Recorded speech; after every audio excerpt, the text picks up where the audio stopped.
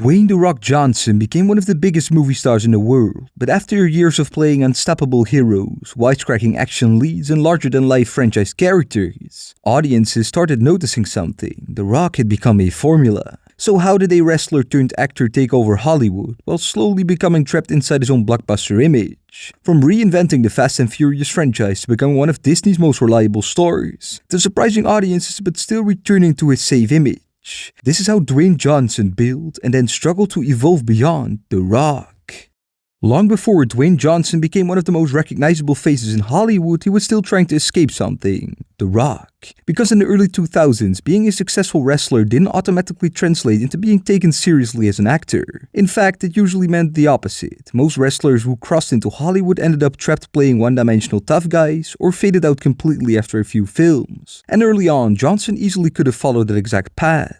When he appeared in The Mummy Returns in 2001 as the Scorpion King, the role was mostly built around what audiences already knew from him: physicality, intensity, spectacle. He barely had any screen time, and the now infamous CGI finale has aged terribly. But strangely, none of that really mattered, because even in a relatively small role, Johnson stood out immediately. Not necessarily as a great actor, but as someone the camera naturally gravitated towards. He had an ease on screen that a lot of action stars spent years trying to develop. Hollywood noticed that almost instantly.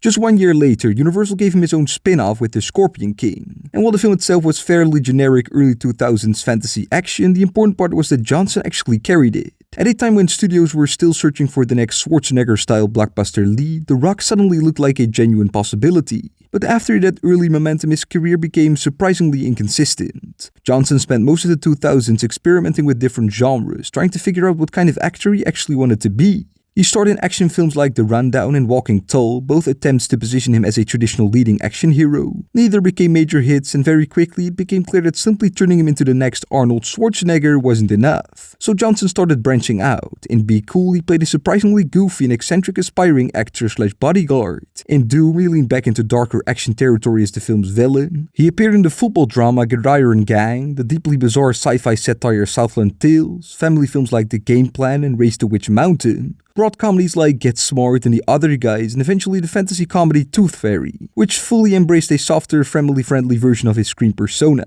Looking back now, it's easy to joke about the Tooth Fairy era of The Rock's career, but this period was actually incredibly important. Because while many action stars struggled once audiences stopped taking them seriously, Johnson was learning how to become more than just intimidating. He was becoming likable, and that changed everything. Unlike a lot of older action heroes, Johnson wasn't afraid to look silly, self-aware, or even uncool if it made audiences connect with him more. He understood something Hollywood was slowly starting to value more than pure toughness: personality. But despite all the experimentation, by the end of the 2000s, Johnson still wasn't a dominant force in Hollywood.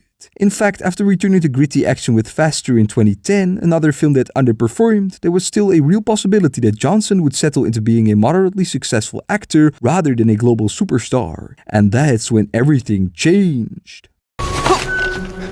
Never touch the bow. But before we move on, if you enjoy videos like this, consider subscribing. I do these regularly. It would be appreciated. For years, Dwayne Johnson had been trying to become a major movie star, but in 2011, Hollywood finally realized something even more valuable. The Rock didn't just work in movies, he made them bigger. Because when Johnson joined Fast 5 as federal agent Luke Hobbs, he didn't just enter the Fast and Furious franchise, he escalated it. Before Fast 5, the series was still relatively grounded. Street racing, small-scale crime stories, and a tight focus on Dom's crew, but Hobbs changed the entire scale of the franchise. Suddenly, Fast and Furious wasn't just about cars anymore, it was about impossible heists, global stakes, and larger-than-life action sequences that pushed it closer to superhero territory than street racing drama. And Hobbs himself felt like a force of nature dropped in the middle of that. But what made it work wasn't just physical dominance, it was control. Johnson played Hobbs with a very specific balance, intimidating enough to feel dangerous, but charismatic enough that audiences wanted him in every scene. And the reaction was immediate. This wasn't just a new character, there was a new engine for the franchise. Around the same time, Hollywood started testing that effect elsewhere. In Journey 2, The Mysterious Island, Johnson stepped into an already existing family adventure franchise and instantly became the center of it. What could have been a forgettable studio sequel turned into a more energetic, comedic, and personality-driven film simply because he was leading it. Then came G.I. Joe Retaliation. The first G.I. Joe film had been a commercially decent but creatively hollow blockbuster. The kind of franchise that existed more because of branding than audience enthusiasm. Johnson's arrival changed the entire position of the sequel. As Roadblock, he wasn't just another team member. He was clearly framed as the emotional and physical anchor of the film. Even the marketing leaned heavily into him. His presence was treated as the reason to care, and while the film itself still struggled critically, it reinforced something studios couldn't ignore anymore. When a franchise was losing energy, The Rock restored it. Between these larger franchise plays, Johnson also experimented with smaller roles that tested different shades of his screen persona.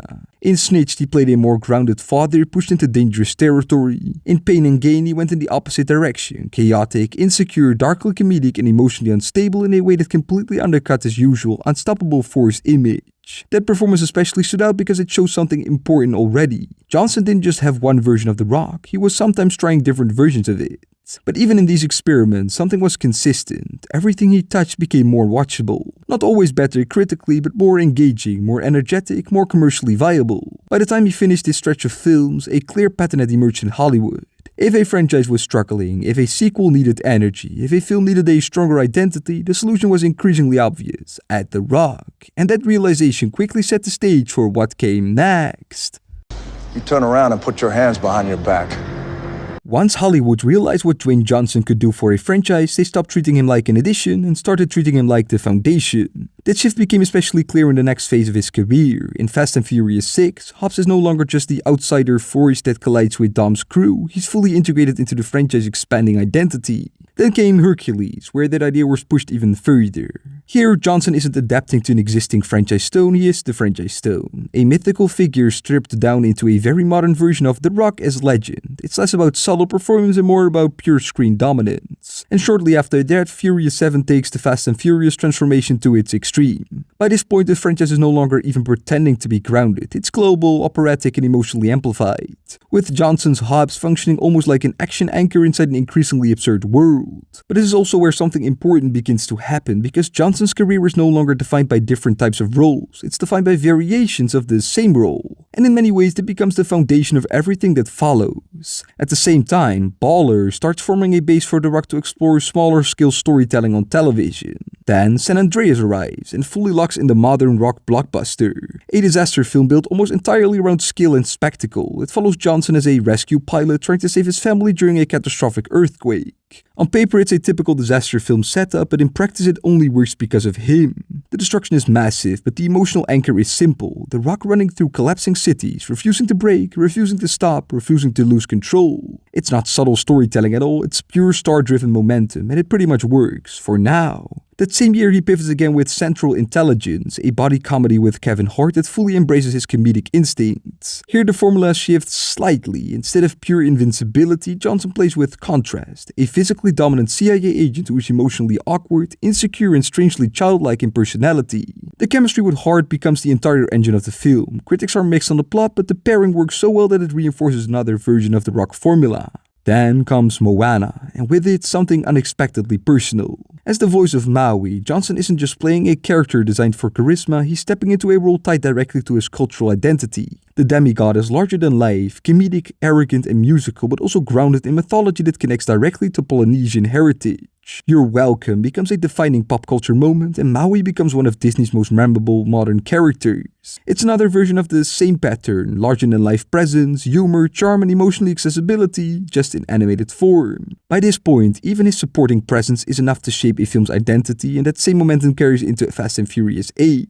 Where Hobbs is now fully evolved into something almost mythic within the franchise. But the clearest example of the Rock formula arrives in Jumanji, Welcome to the Jungle. On the surface, it's a reboot of a beloved 90s classic, but in practice it becomes something else entirely, a perfect distillation of everything Johnson had been building towards for over a decade.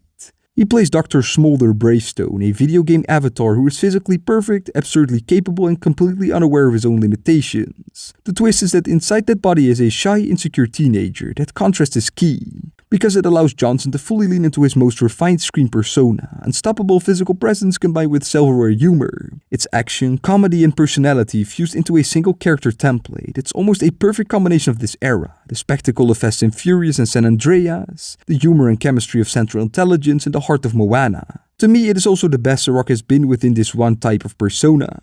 And audiences responded massively. Jumanji becomes one of the biggest surprises of his entire career.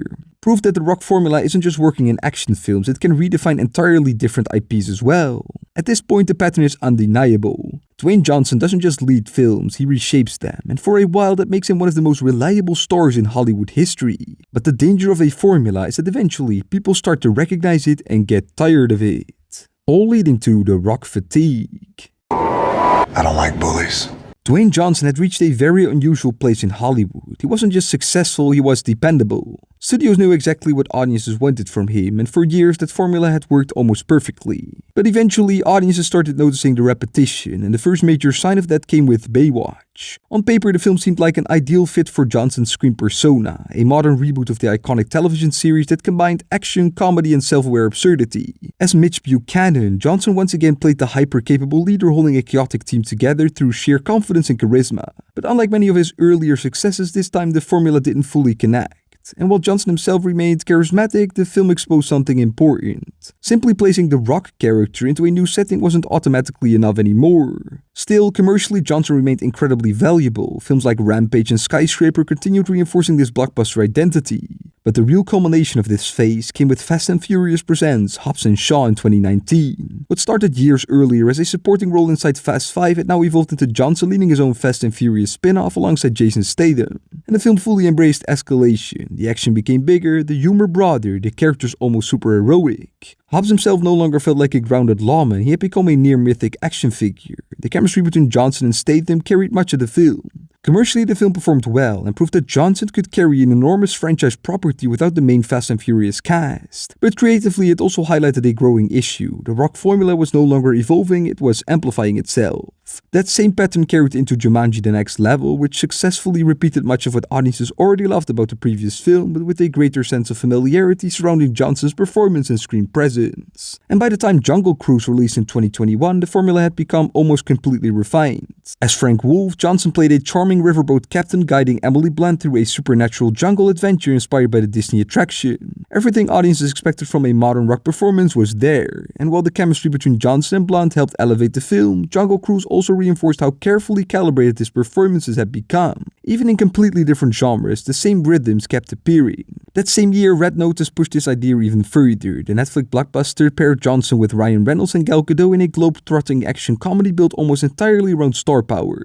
The film became one of Netflix's biggest successes ever, but critically many pointed to the exact same problem that had slowly started following Johnson's career. The films felt increasingly manufactured around familiar personas rather than memorable characters. Around this same period, however, one project stood out as something slightly different: Young Rock. The television series based on Johnson's own life allowed him to step away from pure blockbuster spectacle. While lighter in tone, it showed a more personal side of Johnson than many of his films had in years. For a moment, it felt like a possible shift. But then came Black Adam. Few projects in Johnson's career carried more personal ambition. He had spent over a decade developing the film, repeatedly describing it as the project that would change the hierarchy of power in the DC universe. This wasn't just another blockbuster, it was meant to redefine his entire position in Hollywood. As Tath Adam, Johnson played a darker and more morally ambiguous anti-hero than audiences were used to seeing from him. The film attempted to present him as an unstoppable force existing outside traditional superhero morality. And commercially, expectations were enormous, but when the film finally released, the response was far more mixed than anticipated. Critics praised some of the spectacle and Johnson's physical presence, but many felt the film still relied too heavily on the same familiar Rock characteristics underneath the darker presentation. And more importantly, the larger DC plan surrounding the character quickly collapsed after changes in leadership at the studio. For the first time in years, a Dwayne Johnson blockbuster didn't feel like the beginning of something bigger, it felt like the limit of the formula itself. Afterwards, Johnson largely returned to safer territory. Red 1 leaned back into family-friendly action comedy, and then came Moana 2, another major commercial success but one that cannot simply be attributed to his performance. By now, the bigger questions surrounding his career had become impossible to ignore. Could Dwayne Johnson actually evolve beyond the formula that made him one of Hollywood's biggest stars? Or had The Rock become too rigid and recognizable to ever truly disappear? We made a great team. For years, Dwayne Johnson had been one of the safest bets in Hollywood, but something now started to become clear. Being recognizable was no longer enough. Because the bigger Johnson became as a brand, the harder it became for audiences to see something beyond The Rock, and that's what made The Smashing Machine feel so important. The film marked the most dramatic shift in Johnson's career in years. Directed by Benny Safdie and produced by A24, it told the story of real-life MMA fighter Mark Kerr, a man dealing with addiction, emotional instability, physical punishment, and the psychological toll of constantly performing toughness. For perhaps the first time in over a decade, Johnson allowed himself to completely lose control of the image that he had built. The performance was quieter, more restrained, less concerned with charm or likability. Even physically, the transformation felt intentionally uncomfortable. Gone was the ultra-controlled Rock presentation audiences had become used to. In its place was a version of Johnson that looked worn down, exhausted and painfully human. And that alone made the film feel shocking within the context of his career. Because for years, Johnson had carefully protected the Rock formula, maintaining a screen persona built around confidence, strength, and reliability. But The Smashing Machine finally pushed directly against that image. While reactions to the film varied and Johnson didn't get any significant awards recognition, one thing became very clear. The few people that saw it were suddenly talking about Dwayne Johnson as an actor again, not just a movie star. But what makes The Smashing Machine especially interesting is what now comes immediately afterwards. The live-action Moana remake pulls The Rock right back towards the safest and most recognizable version of his career. On one level, the project feels completely inevitable. Disney is pretty much remaking everything in live action. Unlike many of his blockbuster roles, Maui genuinely felt connected to something personal. He wasn't simply The Rock in another adventure film. His return to Maui creates a strange contradiction around this phase of his career. The Smashing Machine suggested Johnson might finally be interested in becoming less recognizable, while Moana reminds everyone exactly why Hollywood keeps pulling him back towards recognizability in the first place. And then also comes Jumanji Open World to reinforce this point even further. Another return to one of his safest and most commercially successful franchises, which leaves Dwayne Johnson in a fascinating position. Because at this point he has already accomplished almost everything a modern movie star can accomplish. But now the question surrounding his career as an actor has changed. Not whether The Rock can still succeed, but whether Dwayne Johnson is finally willing to evolve beyond the version of himself that made him successful in the first place, and who we are all getting more and more tired of. And a tiny little human. Well, hello, tiny human. Not too sure why they thought I needed you. After more than 2 decades of franchise films, larger-than-life heroes, and one of the most carefully controlled star personas in Hollywood, Dwayne Johnson didn't just become one of the biggest movie stars in the world, he became a formula. So now that he's here, caught between ambitious dramatic reinvention and the same blockbuster roles that made him famous in the first place, what do you think comes next for Dwayne Johnson? Can he truly evolve beyond The Rock? Or is that larger-than-life image simply too successful to leave behind? Let me know your favorite Dwayne Johnson performance in the comments below, and if you enjoyed the video, make sure to subscribe for more deep dives like this. Roll the credits!